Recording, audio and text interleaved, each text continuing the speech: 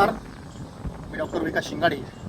महाराष्ट्रातील शेतकऱ्यांना बंदिस्त शेळीपालन करत असताना बंदिस्त शेळीपालनामध्ये जो रायडर वापरायचा आहे तो रायडर त्या ठिकाणी आपल्या बंदिस्त शेळीपालनाच्या कळपाच्या किंवा शेळ्यांच्या नातेसंबंधांच्या बाहेरचा असावा. कारण जर कळपातला बोकड रायडर वापरला किंवा त्या ठिकाणी नातेसंबंधातला बोकड रायडर वापरला तर पुढे जाऊन त्याचे साईड इफेक्ट वेगळे होतात. ते कोणते?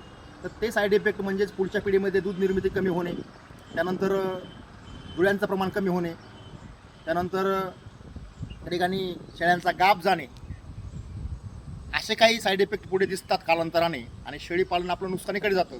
म्हणून त्या ठिकाणी मी महाराष्ट्रातील बंदिस्त शेळीपालकांना एक विनम्र विनंती करतो की बंदिस्त शेळीपालन करत असताना रायडर हा बाहेरचा ठेवा, कळपाच्या बाहेरचा ठेवा, नातेसंबंधाच्या बाहेरचा ठेवा.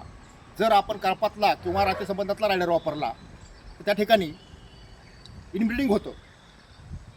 इनब्रिडिंग नाही झालं पाहिजे, आउटब्रिडिंग झालं पाहिजे.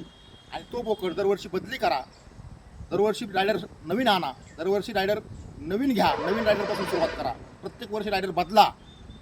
असे मी महाराष्ट्रातील शेतकऱ्यांना, बंदिस्त शेळीपालकांना नम्र आवाहन करतो. धन्यवाद.